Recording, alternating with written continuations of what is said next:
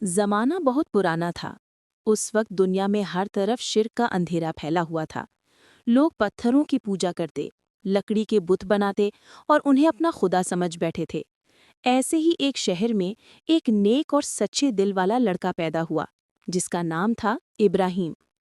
बचपन ही से वो सोचने वाला दिल रखता था। जब लोग बुतों को सजदा करते तो इब्राहिम सोचता कि ये पत्थर के बने हुए बुत कैसे खुदा हो सकते हैं। ये तो खुद अपने आप को नहीं बचा सकते। एक रात इब्राहिम ने चमकता हुआ सितारा देखा। उसने कहा, शायद यही मेरा रब है। लेकिन जब वो सितारा डूब गया तो उसने कहा, नहीं, मेरा रब कभी डूब नहीं सकता। फिर उसने चांद देखा, वो भी डूब गया। सूरज को देखा, वो भी गुरूब हो गया। तब इब्राहिम ने दिल की गहराई से कहा, मेरा रब वो है जिसने ज़मीनों आसमान को पैदा किया, जो हर वक्त जिंदा है, जो कभी नहीं डूबता। जब उसके वालिद आज़र ने देखा कि इब्राहिम बुतों की मुखालफत कर रहा है, तो वो बहुत नाराज़ हुआ। उसने कहा, ए इब्राहिम, क्या तू हमारे खुदाओं से दुश्मनी करता है? इब्राहिम ने बड़े अदब से जवाब दिया, ए मेरे वालिद, ये तो बेजान पत्थर हैं। ये न फ़ायदा दे सकते हैं, न नुकसान। लेकिन उसके वालिद ने कहा, अगर तू बाज ना आया तो मैं तुझे अपने घर से निकाल दूंगा। यूं इब्राहिम अलैहिस्सलाम को अपने ही बाप ने घर से निकाल दिया। इब्राहिम अलैहिस्सलाम ने अपने रब पर भरोसा किया और हिजरत की। कुछ वक्त बाद जब नमरूद नाम का बादशाह इस तकब्बुर में आ गया कि वो खुद खुदा है, तो इब्राहिम अलैहिस्सलाम उसके दरबार में गए और कहा, मेरा रब वो है जो जिंदगी देता है और मौत देता है। नमरूद ने कहा, मैं भी जिंदगी देता हूँ और मौत देता हूँ। इब्राहिम ने कहा, फिर मेरा रब सूरज को मशरिक से निकालता है, तो ज़रा तू उसे मगरिब से निकाल के दिखा। नमरूद खामोश हो गया। उसके पास कोई जवाब न था। नमरूद ने गुस्से में आकर हुक्म दिया कि इब्राहिम को आग में डाल दिया जाए। लोगों ने बहुत बड़ी आग जलाई, इतनी बड़ी कि उसकी लपटें आसमान तक पहुंच गईं। इब्राहिम को मंजनियक पर बांधकर आग में फेंक दिया गया। लेकिन अल्लाह ताला ने हुक्म दिया, ए आग, इब्राहिम पर ठंडी और सलामती वाली हो जा, और आग गुलजार बन गई। इब्राहिम अलैहिस्सलाम सलामती के साथ उस आग से बाहर आए, जैसे कभी कुछ हुआ ही ना हो। वक्त गुजरता गया। इब्राहिम अलैहिस्सलाम ने हिजरत की और मिस्र पहुंचे। वहाँ के बादशाह ने हज़रत सारा अलैहिस्सलाम की खूबसूरती देखी और बुरा इरादा किया। लेकिन अल्लाह ताला ने फ़ौरन उस बादशाह का हाथ मफलूज कर दिया।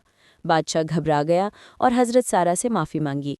बतौर एहतराम उसने अपनी बेटी हाजरा अलैहिस्सलाम को हज़रत सारा की खिदमत के लिए दे दिया।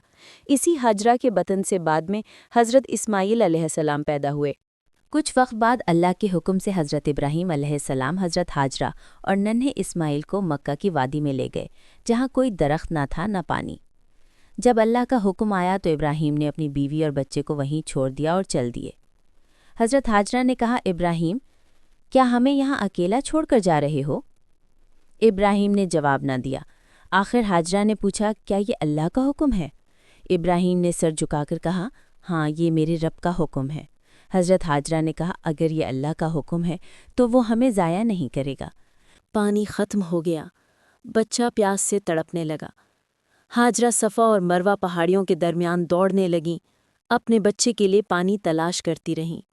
7 चक्कर लगाए और जब वो मायूस होकर वापस आईं तो देखा कि जहाँ बच्चा रो रहा था वहाँ ज़मीन से पानी फूटने लगा। ये था ज़मज़म का चश्मा। वक्त गुज़रा।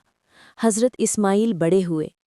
एक दिन अल्लाह ताला ने इब्राहीम अलैहिस्सलाम को ख्वाब में दिखाया कि वो अपने बेटे को कुर्बान कर रहे हैं।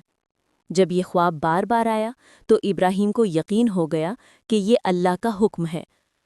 वो बेटे के पास आए और कहा, बेटा, मैंने ख्वाब में देखा है कि मैं तुम्हें कुर्बान कर रहा हूँ, तुम्हारा क्या ख्याल है?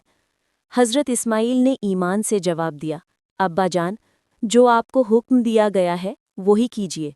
आप इंशाअल्लाह मुझे सब्र करने वालों में पाएंगे। फिर दोनों ने अल्लाह की रज़ा के लिए खुद को पेश कर दिया। इब्राहीम ने बेटे को ज़मीन पर लिटाया, आंखों पर पट्टी बांधी ताकि बेटे का चेहरा न देख सकें, और छुरी चलाने ही वाले थे कि अल्लाह ताला ने आवाज़ दी, ए इब्राहीम, तुमने ख्वाब सच कर दिखाया। और अल्लाह ने जन्नत से एक दुम्बा भेज दिया ताकि हज़रत इस्माईल की जगह वो कुर्बान हो। यूं अल्लाह ताला ने कुर्बानी को क़यामत तक के लिए मुसलमानों की सुन्नत बना दिया। हज़रत इब्राहीम अलैहिस्सलाम اور حضرت اسماعیل علیہ السلام نے بعد میں اللہ کے گھر کعبہ کی بنیاد رکھی، وہ جگہ جہاں آج لاکھوں لوگ حج کے لیے آتے ہیں، دعائیں کرتے ہیں اور ان عظیم باپ بیٹے کی قربانی کو یاد کرتے ہیں۔